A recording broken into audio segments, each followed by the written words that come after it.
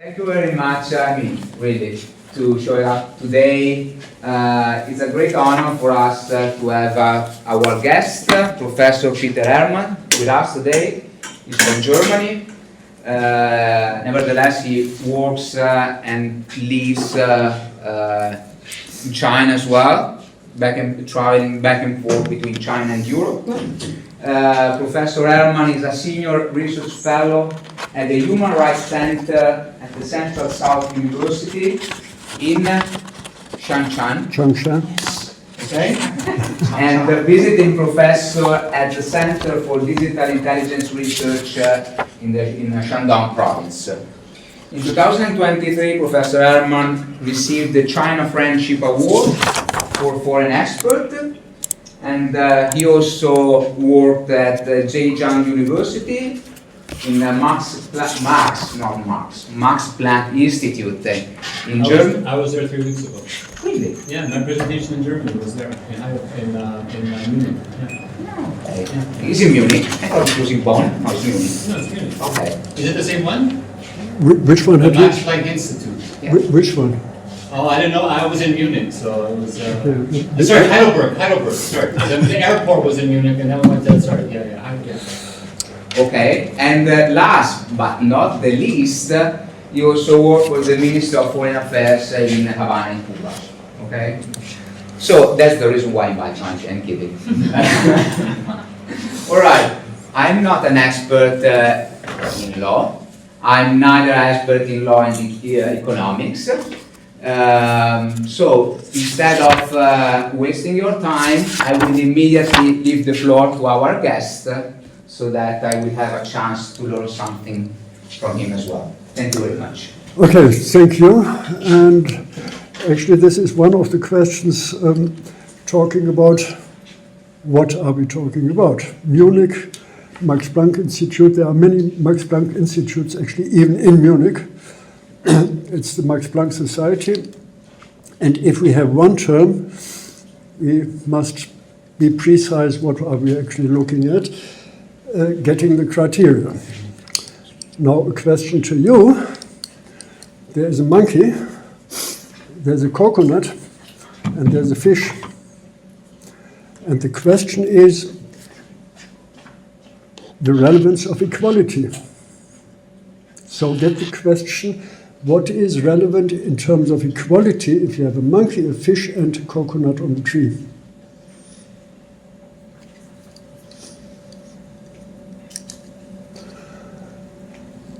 The monkey can easily get up and get the coconut. The fish cannot get up. But the fish is not interested in getting up because he would not know, or the fish would not know what to do with the coconut. So talking about equality, I think we have to look as well to get the question right. And this is about terms. And it is about history as well. The origin, when it came up talking about equality, the revolution, French Revolution especially, was about exactly equality, liberty, equality, and fraternity. If you look at the understanding of equality at that time, and if you look at the equality today, you have very different concepts. At that time, equality meant, or had been directed against the feudal system. And the citoyenneté, and I say explicitly, the citoyenneté was claiming equality. We want to have the same rights as the feudal landlords, kings, and you name it. In this way, it was a progressive moment against somebody, and it was not meant to talk about equality in the terms today, where we say equality today is actually about avoiding inequality. This is a very, very different concept. And the original idea then, Montesquieu, I saw him yesterday here in nearby in a park, had been one of the founders of the idea of the modern state based on equality, separation of powers, and having a legal system that would guarantee equality of the people, of the citoyenneté, against the feudal landlords or the feudal lords. Now, I said I use the term citoyenneté, simplified the citoyenneté, changed to the bourgeoisie. And the bourgeoisie had a kind of different concept, different understanding of what equality is about. It was equality in terms of making business, in terms of being equal on the market as individuals, not considering the inequality, the basic inequality that was the point of departure. Originally, the later proletarians joined the citoyenneté against the feudal landlords. Fine. But then the citoyenneté, economics is relevant here, original accumulation or primitive accumulation by Marx, by Adam Smith. It was a violent act. A violent act to enforce equality. And this equality was different. It was the market, the equality on the market, where everybody had the same right, equality, by law, but the conditions had been completely different. Coming back to the coconut and the fish and the monkey. Because the interest had been the same, making business, but the conditions for making business had been different. Long development, but basically resulting in the separation of the means of production from the producer. Inequality. It had been a national thing, the wealth of the nation. Adam Smith in England, and this was actually the transfer of the French Revolution to the Scottish Revolution, or English. That was a new understanding of what revolution would mean. Very different, because it was not the citoyenneté, it was not about political liberalization or equality, but now it was about economic understanding. Considering the inequality of the point of departure, and considering, in a way, the inequality of the idea what actually activities are about. Because the one was, of course, defending his or her, not her really, right to be active, to exploit others on the market, on the labor market, whereas the others had been forced, in a way, to accept these conditions without having any alternative. What does this mean? First, on the national level, briefly explained, inequality between proletariat and bourgeoisie, between those who control first and foremost the economic system, and those who cannot control, who don't have the resources, who do not have really an alternative. On the international market, Ricardo had been the idea, let's enforce this, let's transfer this on the international level and talk about a comparative advantage or cooperative advantage or competitive advantage. Ricardo was very clear about it, but the implications had been actually, again, inequality, because of course those who had the the resources to buy resources had been in a stronger position on the global market. Formal equality, very important, the role of law, enforcing this, but at the same time not considering the inequality behind it. I think this is an important aspect going through the entire history, encouraging or actually making possible the imperial center.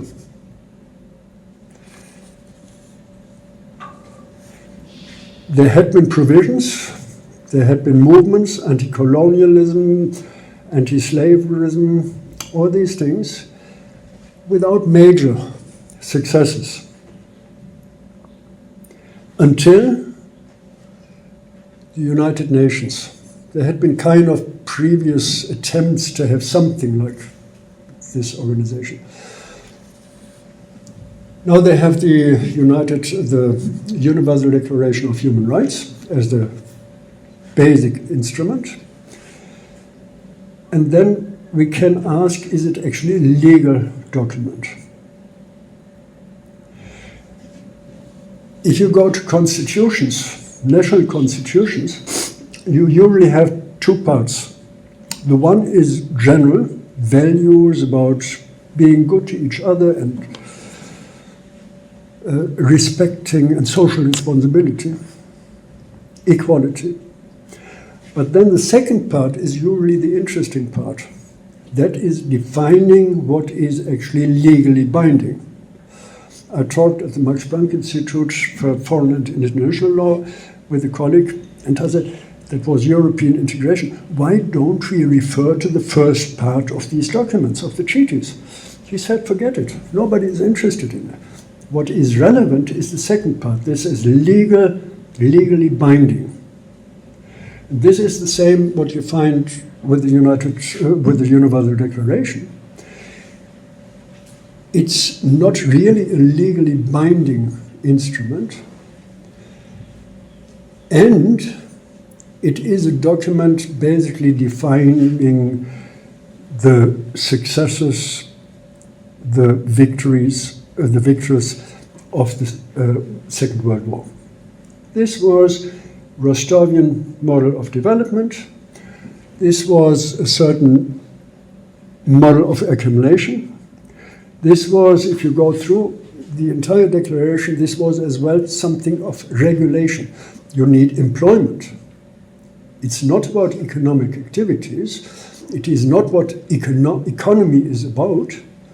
Daily life, production and reproduction of daily life, Engels, but it is about reproduction of the capitalist system of accumulation. Family, all these details, employment, you can find it there.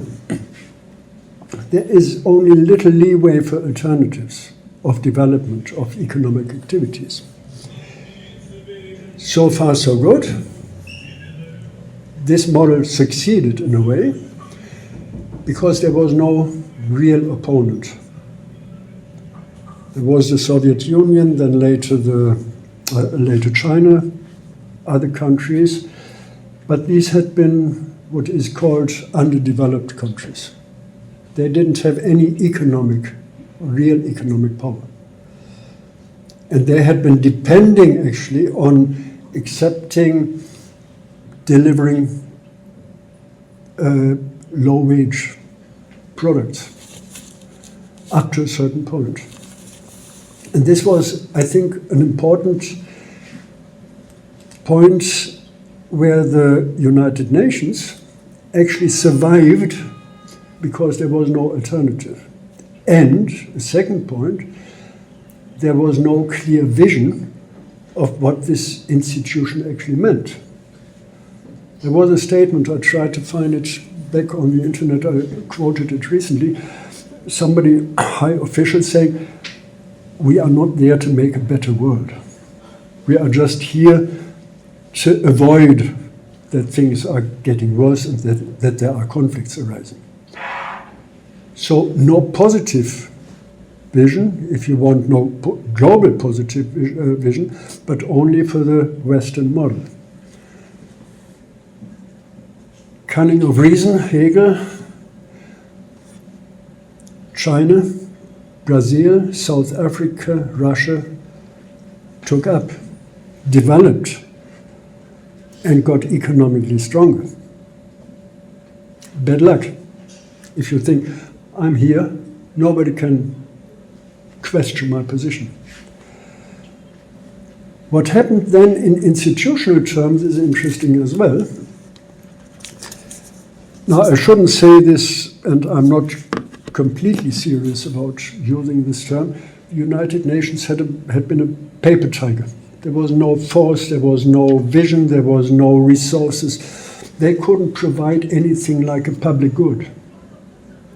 They could make recommendations.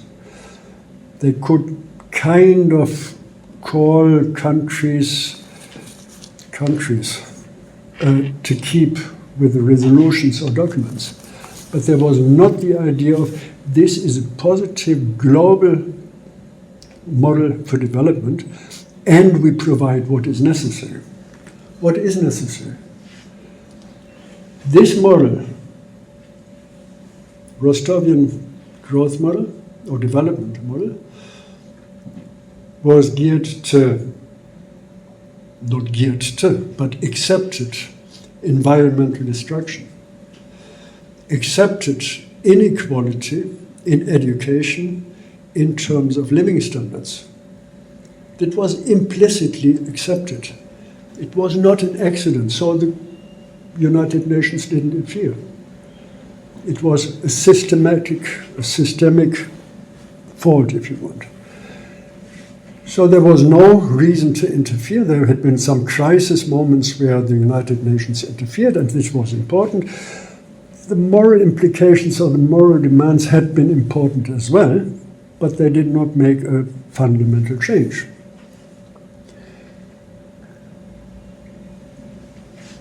Can we get something like a global world government? I briefly mentioned I worked in this realm of the European institutions, European integration.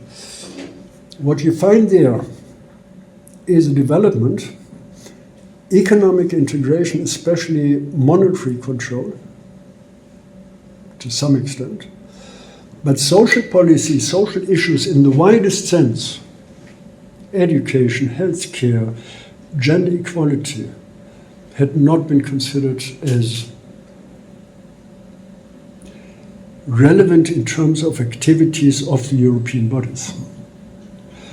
It had not been considered because they knew nation states, they want to keep this.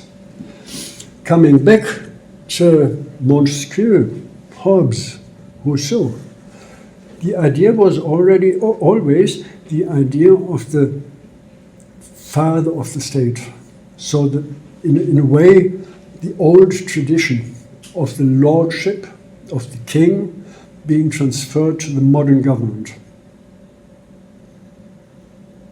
And this is something you don't want to give responsibility away. Panem et Circenses, famous bread and games. We give what is good, and we leave what is bad, control. We leave this to the European Union, to the overall body. So this is, I think, we have a huge conflict in terms of thinking about governance and thinking about law. We do not have a body with the resources and with the political power to be a world global government.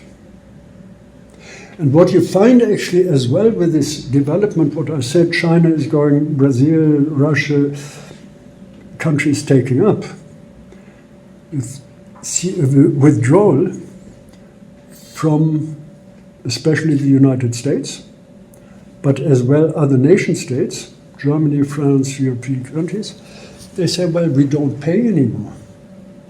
This body is not efficient and this is not helping us with our interests. So just leave this aside. And the United Nations, unfortunately, and it's not only the United Nations, it's the ILO, it's all these financial institutions as well that are linked, directly or indirectly, they lose power. At the same time, this entire complex institutional system is maintained by two issues. The one is actually very sad.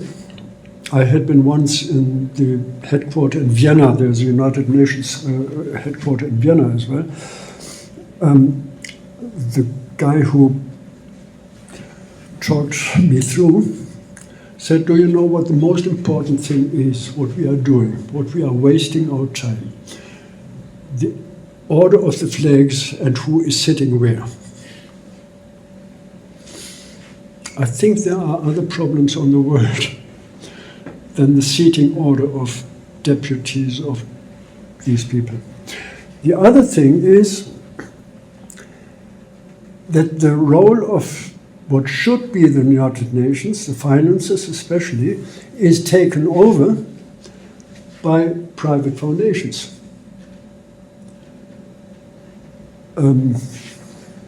What is Bill and Melinda Gates?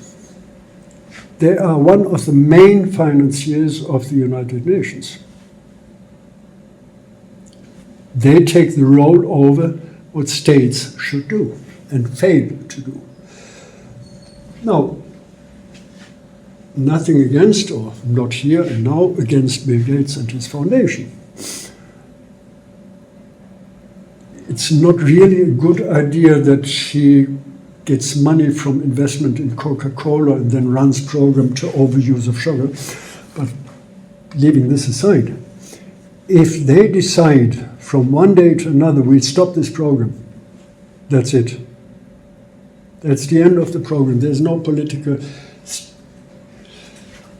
strategy in terms of the public interest.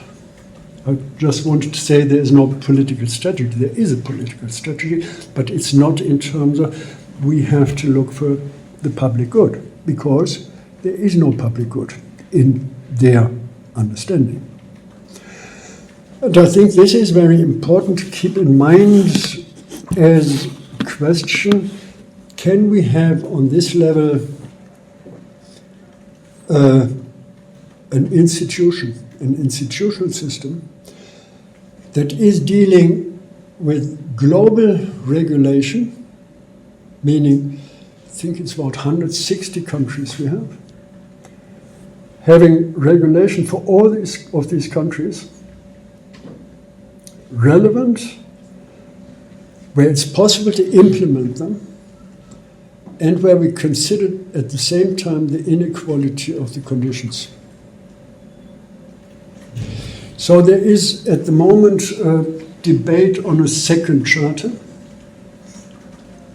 slowly because of institutional interest and where is our flag, but at least there are considerations to say we have to think in two lanes. The global and this is very important, a reorientation of the idea of the United Nations, which is up to now a representation of states,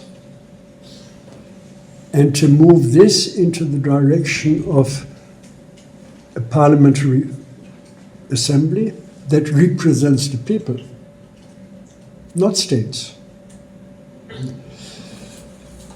And sometimes it is interesting to look at least, if you want, on a metaphorical level. There was during Corona, a General Assembly where one of the speakers, I think she was from Panama, going there with a phone to the speaker's desk, and I thought, just put this phone away. She did. And she said, we had been here I'm in office for 3 years. We have been here talking about the same issues of inequality. In the first year, I had been here. In the second year, I had been here. And now again. We have to come to action. We always say the same. We have the same analysis, or very similar. We may change the figures, but we do not address inequality. We do not address the inequality of conditions. And I think this is very important to think when we talk about equality. The law is geared to equality without considering the inequality of conditions. The law is allowing environmental destruction and actually enforcing it, because every country has to look after the certain conditions to move on in this capitalist orientation of the Charter, of the Declaration. In this sense, it makes sense to look at equality. It does not make any sense if we say the problem is not guaranteeing equality, but the problem is overcoming inequality. And this means to think as well about, and this I put forward as a question very much, what does it mean for people like you and me, and people who are not here, who are still having difficulties to get education, high-level education or whatsoever? What does it mean for their life? Bluntly, they want a mobile phone, they want to have a car, they want to go on holidays, they want to have all these lovely things that have tremendously negative effects on the environment. If we provide education for everybody, what does it mean actually? Can we maintain the level of high education or higher education for everybody? I don't want to speak in favor of an elitist system, just have the most qualified and whatsoever richest people getting qualification. But it is a problem. If you look at today's artificial intelligence, it's great. But at the same time, the level of understanding is affected in a negative way. If we look at education, this is what we are doing here, we find exactly this problem. Educating people to understand things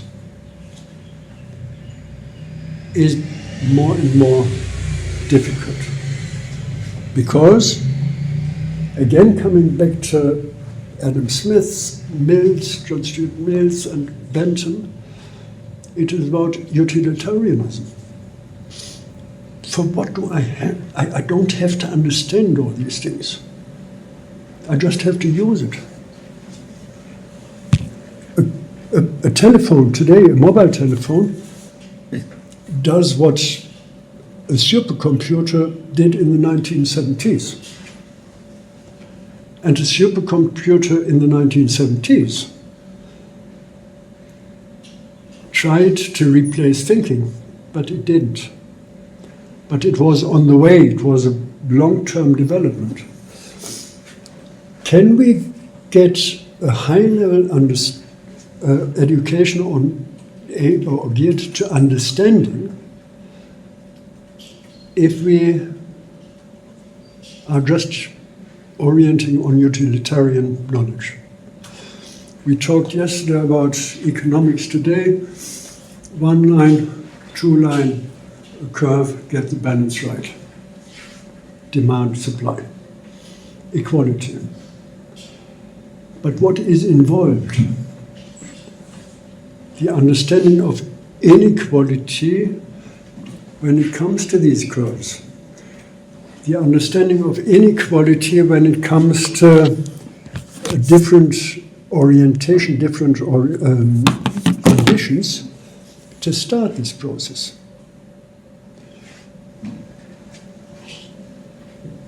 It is not, and this is, I think, we have to accept, it is not an easy thing to solve.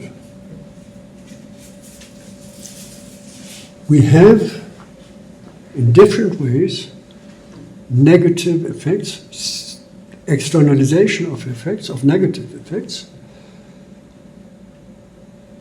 that will cause future problems. Artificial intelligence, I was by accident looking up the supercomputer in Xi'an. I didn't even understand the figures of, I don't know what bytes and tetrabytes and even more bytes. This is beyond my understanding. The energy used for this will in the long term destroy our planet.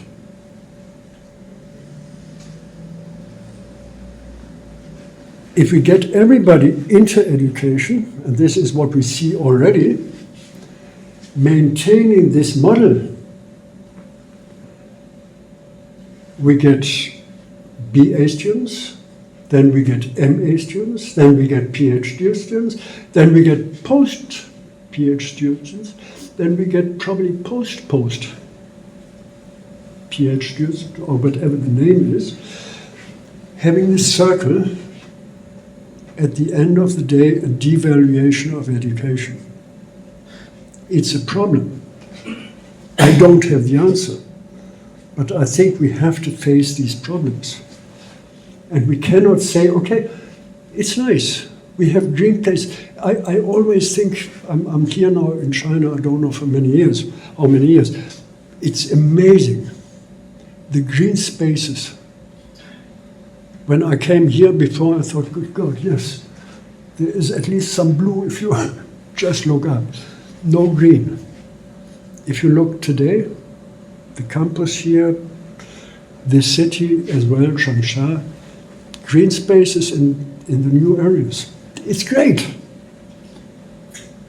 But is that all? What is the public good? What is, or who could provide it? Can we think about a global institution like the United Nations to say, okay, listen, we have these problems, healthcare, education, environmental issues, mobility, inequality, if you look at migration due to climate change. We have these problems and we solve them. We, as parliamentary body, not in the common understanding, but in terms of representing the people, and not the states, which always means the strong states. Look at Wallerstein World Systems Theory. There is the center periphery, and this is maintained by the policies that are, or politics that are determining the international level. We have foreign policies that are oriented on the nation state. We have social policy, education, healthcare, without considering the complexity. Saying, okay, we need a separation of power. That's equality. We need the provision with everything for everybody. If everybody stands on the tiptoes, I cannot do it for long, nobody will see better. A problem we have to face, and where we have to accept inequality to come to a state where we are actually arriving at equality. If everybody stands on the tiptoes, we don't have a positive effect. If we have little steps, inequality, for the smaller people, standing a little bit higher. For those who need development, getting a little bit higher, getting more support. And for those who are developed, whatever this means, and this is something to be discussed, go down with expectations, with lifestyles, not in a simple quantitative terms, but develop public transport, public spaces, free for everybody, public education, allowing people to develop, not in terms of this beautiful graph, not in terms of an utilitarian approach. If you look at the inequality of distribution of labor globally, now it's a little bit over the point, but there are some people sitting in the Silicon Valley crossing their legs and enjoying life. And others are working, if they are lucky, 40 hours. If they are unlucky, they don't work at all. And if they are a little bit lucky, they work 60 hours. Why do we need this? Why do we have to accept this? And how can we change this in terms of not multiplying our problems, but in terms of mixing up things and having a global standard? I have had this question of the coconut in the beginning. Do you know the plural of banana? One banana, two banana, three banana. We won't get anywhere if we just add something to the same as we have. It still remains one banana or a couple of bananas, and we have to share them. And for this, we need a strong hope in a hopeless situation that we get somebody, some institutional body, to get the power and the resources. And this is as well a question of redistribution. If you look at some individuals, the power they have and the resources they have, it's something going as well beyond ordinary people intuition.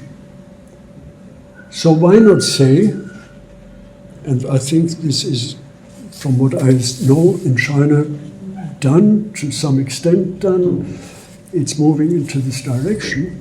We have to use this wealth that is created for a common good.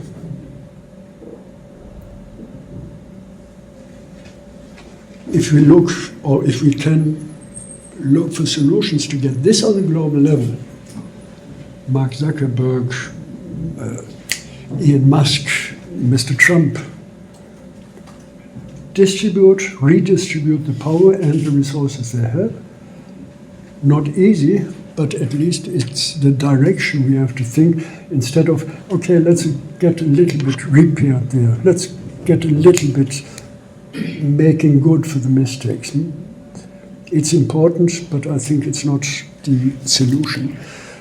And I hope we won't find the solution today here, but perhaps we can discuss this now as well. Your ideas, your suggestions, your hopes. Some issues, privatization is one level. Privatization of power, I said, United Nations are financed by private bodies. The desubstantialization of politics, actually. You look at GDP, you look at very general figures instead of looking what is the quality behind it. There is a strange development you find now in the United States. I came across it recently. Only I think it needs a new term, the religiosization, making religious out of Trumpism. And I don't blame Trump as a person, this is a general trend. Get more people, rise the fertility rate. Imagine, there are people, they say we have to rise the fertility rate to get more people on the right as voters. It sounds a little bit perverse, but it is a trend. How to deal with this over-complexity? I said 160 countries plus. How to get them under one roof? Decentralization is not the way. Centralization is not the way. Can we find something? There are discussions, I mentioned the second chapter, there are some orientations on getting professionals dealing with law instead of states. There are many other things in this way. One I want to mention at the end, what is actually happening with economic development? What is the understanding of economic development? We do not have anymore the standard full-time, lifelong employment. Nowhere. I wouldn't know any country where this is really the model that is in place or the reality that is in place where we find this kind of employment. So what to do with it? What to do with non-standard, in all terms, non-standard employment? What to do with the differences in having major companies with many thousands of employees and small workshops? How to balance this? I hesitate to use this term, but I think this is important. These are important questions. Would like to discuss it, and of course you are welcome to ask any questions. Thank you.